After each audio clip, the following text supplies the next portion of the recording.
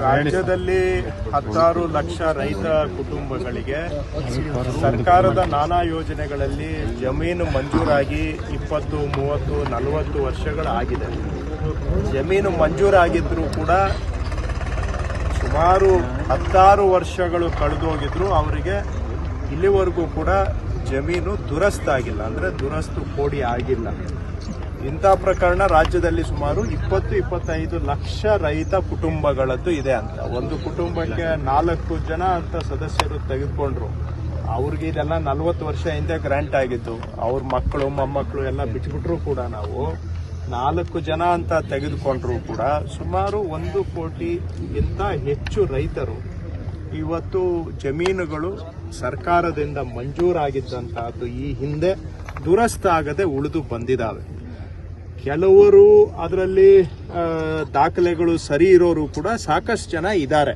ಕೆಲವರಿಗೆ ದಾಖಲೆ ಸರಿ ಇಲ್ಲದೆ ಇರಬಹುದು. ಆದರೆ ಇವೆಲ್ಲ ಒಂದು ಮಿಕ್ಸ್ ಆಗಿ ಗೊಂದಲವಾಗಿ ಇಲ್ಲಿವರೆಗೂ ಕೂಡ ಯಾರೋ ಒಬ್ಬೊಬ್ಬರದೇ ನಾವು ಮಾಡಿಕೊಡ್ತಾ ಇದ್ವಿ.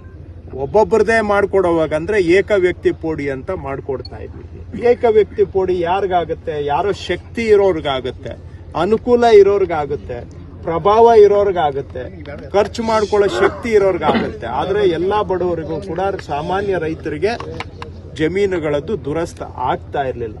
ಇದು ಮಾನ್ಯ ಮುಖ್ಯಮಂತ್ರಿಗಳು ಸಿದ್ದರಾಮಯ್ಯನವರು ಇದಕ್ಕೊಂದು ಪರಿಹಾರ ಕೊಡಲೇಬೇಕು ಅಂತ ನಮಗೆ ಸೂಚನೆ ಕೊಟ್ಟು ಅದಕ್ಕೆ ಎಲ್ಲ ನಮಗೆ ಸಪೋರ್ಟ್ ಕೊಟ್ಟ ಮೇಲೆ ಕಳೆದ 1 ವರ್ಷದಿಂದ ನಮ್ಮ ಅಧಿಕಾರಿಗಳು ನಾವು ಎಲ್ಲ ಕೂತ್ಕೊಂಡು ಇದನ್ನ ಸರಳೀಕರಣ ಮಾಡಬೇಕು, ಮಾಡಿ ದುರಸ್ತಿಗಳನ್ನ ಮಾಡಿಕೊಡ್ಬೇಕು ಅಂತ ಹೇಳಿದ ಮೇಲೆ ಇವತ್ತು ಈ ಕೆಲಸವನ್ನ ಕಳೆದ 1 ವರ್ಷದಿಂದ ನಾವು ತಯಾರಿ ಮಾಡಿದ್ದೇವೆ. ನಿಮಗೆ ಹೇಳಬೇಕು ಅಂದ್ರೆ ರಾಜ್ಯದಲ್ಲಿ ದುರಸ್ತಾಗದೆ ಇರುವಂತಹ ರೈತರ ಸಂಖ್ಯೆ ಎಷ್ಟು ಅಂತ ಇಲ್ಲಿವರೆಗೂ ಯಾವ ಸರ್ಕಾರದಲ್ಲೂ ಕೂಡ ಎಷ್ಟು ಬಾಕಿ ಇದೆ ಅಂತ ಬಾಕಿ ಕೂಡ ಲೆಕ್ಕ ಹಾಕಿಲ್ಲ. ನಾನು 1 ವರ್ಷದಿಂದ ಕೇಳ್ತಾ ಇದ್ದೆ ಎಷ್ಟು ಬಾಕಿ ಇದೆ ಅಂತ, ಯಾರ ಹತ್ರ ನಂಬರ್ ಇಲ್ಲ. ಕೊನೆಗೆ ಇವರಿಗೆಲ್ಲ ನಾವು ದುರಸ್ತ್ ಮಾಡಬೇಕು ಅಂತೇಳಿ ಆ ಕಡತಗಳನ್ನ ತಯಾರು ಮಾಡುವಂತಹದ್ದು. ಹಿಂದೆ ಎಲ್ಲ ಅದನ್ನ ಪೇಪರ್ ಅಲ್ಲಿ ಕಡತ ತಯಾರು ಮಾಡೋರು. ಆ ಕಡತಗಳನ್ನ ಏನ್ ಮಾಡೋರು ನಮ್ಮ ಅಧಿಕಾರಿಗಳು ಎಲ್ಲೋ ಒಂದ್ ಕಡೆ ಇಟ್ಬಿಡೋರು. ಬೇರೆ ರೈತ ಬಂದು ಕೇಳಿದ್ರೆ ಅದೇ ಕಡತ ತಯಾರು ಮಾಡೋದಿಕ್ಕೆ ಆ ಕಡತ ಇಲ್ಲ ಇದಿಲ್ಲ ಅಂತೇಳಿ ಈಗ ಬಹಳ ರೈತರಿಗೆ ಕಚೇರಿಗಳಿಗೆ ಸುತ್ತೋದೇ ಉದ್ಯೋಗ ಆಗ್ಬಿಟ್ಟಿತ್ತು. ಅದಕ್ಕೆ ಈ ಬಾರಿ ಏನ್ ಮಾಡಿದೀವಿ, ಈ 1 to 5 ಕಡತ ತಯಾರು ಮಾಡೋದು ಆನ್ಲೈನ್ ಅಲ್ಲೇ ಮಾಡಿದ್ದೇವೆ. ಸೊ ಒಬ್ಬ ರೈತನಿಗೆ ಒಂದು ಕಡತ ತಯಾರು ಮಾಡಿದ್ರೆ ಅದು ಎಲ್ಲಾ ರೈತರಿಗೂ ಕೂಡ ಸಿಗುತ್ತೆ. ಯಾಕಂದ್ರೆ ಒಂದು ಕಡತದಲ್ಲಿ ಎಲ್ಲಾ ಮೂಲ ದಾಖಲೆಗಳು ಬಂದ್ಬಿಡ್ತದೆ. ಹಾಗೂ ಈ ಬಾರಿ ಏನ್ ಮಾಡಿದ್ದೇವೆ, ಎಲ್ಲ ಆನ್ಲೈನ್ ಅಲ್ಲಿ ಮಾಡಿರೋದ್ರಿಂದ ಎಲ್ಲೂ ಕೂಡ ಒಂದು ಬಾರಿ ರೆಕಾರ್ಡ್ ರೂಮ್ ಅಲ್ಲಿ ಸ್ಕ್ಯಾನ್ ಮಾಡಿ ಡಾಕ್ಯುಮೆಂಟ್ ಅಪ್ಲೋಡ್ ಮಾಡಿಬಿಟ್ರೆ ಮತ್ತೆ ಒಂದ್ಸತಿ ಶಿರಸ್ತೇದಾರ್ ತೆಗೆಯೋದು, ತಹಶೀಲ್ದಾರ್ ತೆಗೆಯೋದು, ADLR ತೆಗೆಯೋದು, DDLR ತೆಗೆಯೋದು, AC ಹೋಗೋದು, ಇಲ್ಲೇ ಕಡತಗಳು ಕಳೆದೋಗ್ತಾ ಇದ್ವು. ಅದೆಲ್ಲದಕ್ಕೂ ವಿನಾಯಿತಿ ಕೊಟ್ಟು ಇವತ್ತು ಆನ್ಲೈನ್ ಅಲ್ಲಿ ಸ್ಕ್ಯಾನಿಂಗ್ ಮಾಡಿ ಪುಟಪ್ ಮಾಡಿಬಿಟ್ಟು ಸರ್ವೆಗೆ ಏನಾದ್ರೂ ಹೋಗ್ಬೇಕಾದ್ರೆ ಈಗ ಪೇಪರ್ ಫೈಲ್ ಹೋಗೋದಿಲ್ಲ, ಬರೀ ಆನ್ಲೈನ್ ಅಲ್ಲಿ ಸರ್ವೆಗೆ ಹೋಗುತ್ತೆ, ಆನ್ಲೈನ್ ಅಲ್ಲಿ ತಹಶೀಲ್ದಾರ್ಗೆ ಹೋಗುತ್ತೆ. ಮೂಲ ಕಡತ ಸ್ಟೋರ್ ರೂಮ್ ಬಿಟ್ಟು ಎಲ್ಲೂ ಹೋಗೋದಿಲ್ಲ, ಕಳೆದೋಗಕ್ಕೆ ಚಾನ್ಸೇ ಇಲ್ಲ. ಮತ್ತೆ ಮೂಲ ಕಡತ ಕಳಿಸ್ಬೇಕು ಅಂದ್ರೆ ತಿಂಗಳಾನ್ಗಟ್ಲೆ ಆಗ್ತದೆ ಪೇಪರ್ ಕಡತ. ಇದು ಡಿಜಿಟಲ್. ಈಗ ಇಲ್ಲಿ ಶಿರಸ್ತೇದಾರರು ಎಲ್ಲ ನೋಡಿ ವೆರಿಫೈ ಮಾಡಿ ಬಟನ್ ಒತ್ತಿದ್ರೆ ಅರ್ಧ ನಿಮಿಷದಲ್ಲಿ ತಹಶೀಲ್ದಾರ್ಗೆ ಹೋಗಿರುತ್ತೆ. ಸೊ ಈ ರೀತಿಯಾಗಿ 1 to 5 ಅನ್ನು ಕೂಡ ಈಗ ಆನ್ಲೈನ್ ಅಲ್ಲಿ ಮಾಡುವಂತ ಸಿಸ್ಟಮ್ ಅನ್ನ ಮಾಡಿದ್ದೇವೆ.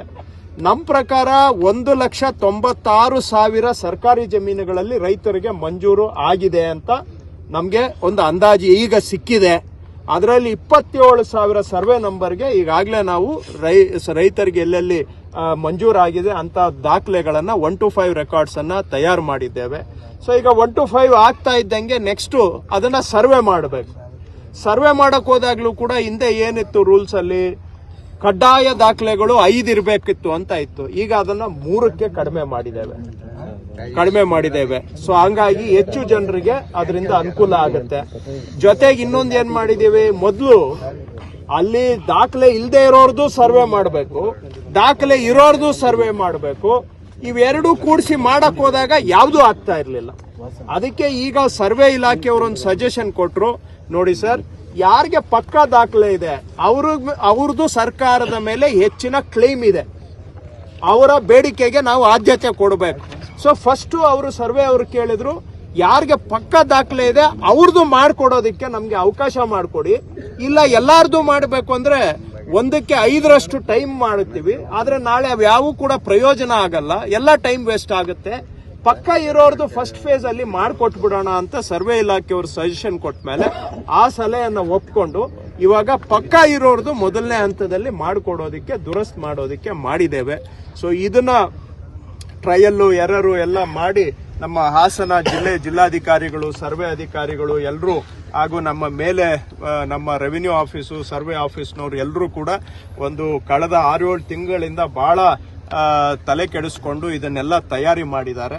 ಇದನ್ನ ನಾವು ಕರೆಕ್ಟ್ ಆಗಿ ಮಾಡಿದ್ರೆ ಒಂದು 20 ಲಕ್ಷ ಕುಟುಂಬಗಳಿಗೆ ಅನುಕೂಲ ಆಗುತ್ತೆ. 20 ಲಕ್ಷ ಕುಟುಂಬ ಅಂದ್ರೆ ಹತ್ರ 1 ಕೋಟಿ ರೈತರು, ಅವರಿಗೆ ಅನುಕೂಲ ಆಗುತ್ತೆ. ಇದಕ್ಕೆಲ್ಲ ಜನ ಕಚೇರಿಗಳಿಗೆ ಅಲಿಯೋದು ಸಾಮಾನ್ಯ ಆಗ್ಬಿಟ್ಟಿತ್ತು. ಮಧ್ಯವರ್ತಿಗಳಿಗೆ ದುಡ್ಡು ಕೊಟ್ಟು ದುಡ್ಡು ದುಬಾರಿ ಕಳ್ಕೊಳ್ಳೋದು ಸಾಮಾನ್ಯ ಆಗ್ಬಿಟ್ಟಿತ್ತು. ಇದಕ್ಕೊಂದು ಪರಿಹಾರ ಕೊಡಬೇಕು ಶಾಶ್ವತವಾಗಿ ಅಂತೇಳಿ ಕಾರ್ಯಕ್ರಮವನ್ನ ರೂಪಿಸಿ ಈ ದುರಸ್ತು ಪೋಡಿ ಅಭಿಯಾನವನ್ನ ಇವತ್ತು ಬರೀ ನಾವು ಆದೇಶ ಹೊರಡಿಸೋದಲ್ಲ, ಗ್ರೌಂಡ್ ಅಲ್ಲಿ ದುರಸ್ತು ಮಾಡಿ ರೈತರಿಗೆ ಪಾಣಿಯನ್ನ ಕೊಡೋದರ ಮುಖಾಂತರ ಈ ಅಭಿಯಾನಕ್ಕೆ ಇವತ್ತು ಹಾಸನದಿಂದನೇ ನಾವು ಚಾಲನೆಯನ್ನ ಕೊಡ್ತಾ ಇದ್ದೇವೆ. Ashwavega English News. Coming soon. Your channel, your voice, your trust.